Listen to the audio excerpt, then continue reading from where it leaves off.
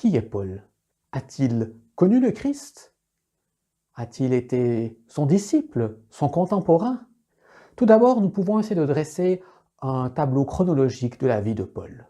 Selon les données à notre disposition, nous pouvons déduire que Paul est né entre l'an 6 et 10 après Jésus-Christ, soit une dizaine d'années après le Christ.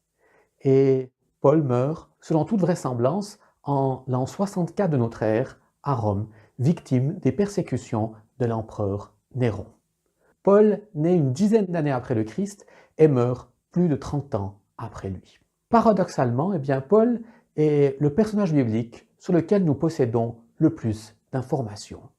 En effet, les informations nous sont fournies tout d'abord par sa nombreuse littérature, ses épîtres, les épîtres qui font partie de notre Nouveau Testament, et puis les Actes des Apôtres, première histoire de l'Église, dans lequel Luc, un des compagnons de Paul selon la tradition, nous fait part des récits missionnaires de Paul, nous parle de sa vie, de sa prédication et de son œuvre.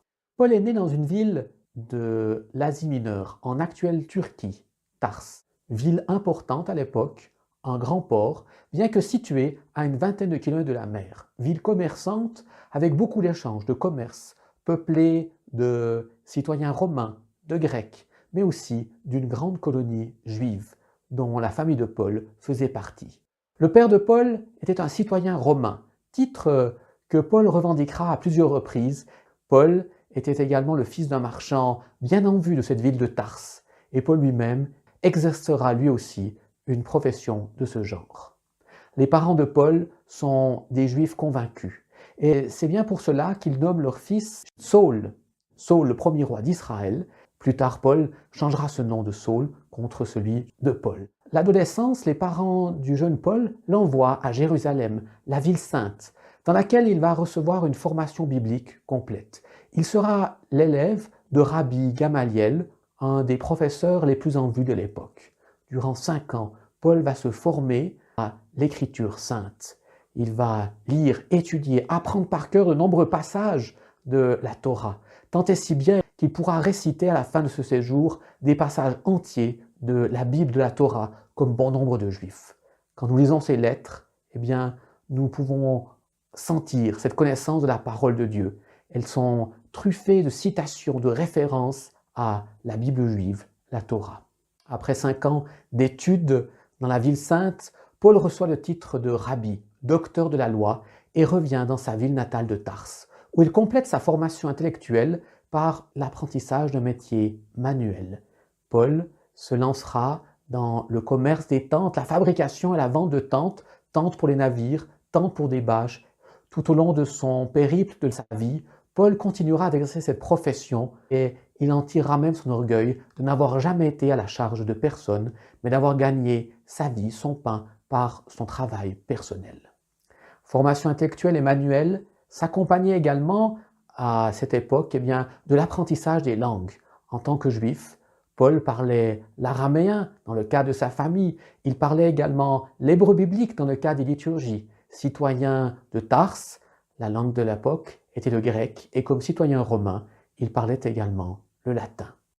Homme de lettres, homme intellectuel, à la bonne formation, Paul était un jeune homme à l'avenir ouvert devant lui. Il allait se consacrer à sa religion, le judaïsme, à son travail, mais tout à coup, des événements viendront contrecarrer ses projets.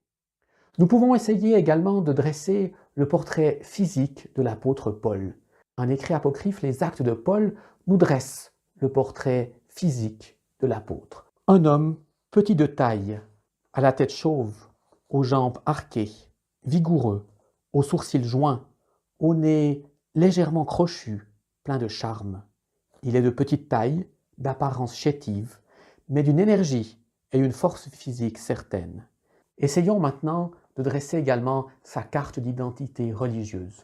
Paul lui-même nous la donne dans l'un de ses écrits, l'Épître aux Philippiens. « Moi, circoncis le 8e jour, de la race d'Israël, de la tribu de Benjamin, hébreu, fils d'hébreu, pour la loi pharisien, pour le zèle persécuteur de l'Église, pour la justice qu'on trouve dans la loi, devenue irréprochable. » Paul a alors 25 ans environ. C'est un jeune rabbin, irréprochable quant à la pratique de sa religion. Un jeune rabbin plein de fougue pour sa religion, intransigeant. Et l'idée qu'un charpentier de Galilée puisse revendiquer être le Fils de Dieu, être le Messie attendu par Israël, lui est insupportable. Pour lui, c'est un blasphème qu'il ne saurait tolérer.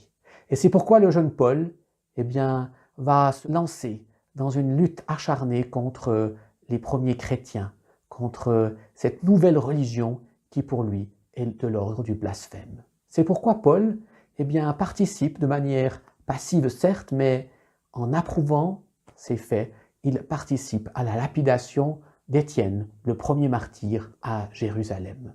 Paul lui-même le dira plus tard, il ne respirait que menace pour la jeune communauté chrétienne.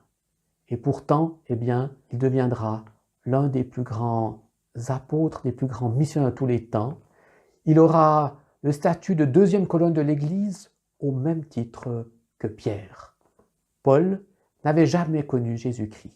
Il n'a pas été l'un de ses disciples, il n'a pas entendu ses prédications, il n'a pas été appelé par le Christ lui-même, il n'a pas participé à sa passion, il ne faisait pas partie des 12. Bien que nous ne puissions pas exclure formellement que les deux hommes se soient rencontrés à Jérusalem lors d'une fête de pèlerinage, mais rien ne les unissait, rien ne prédisait que leurs avenirs seraient liés d'une telle manière. Jésus meurt et Paul, ne connaît pas le Christ, ne connaît encore qu'à peine la religion chrétienne.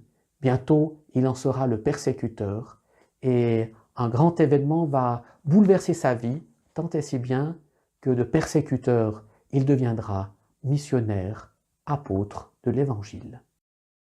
Pierre.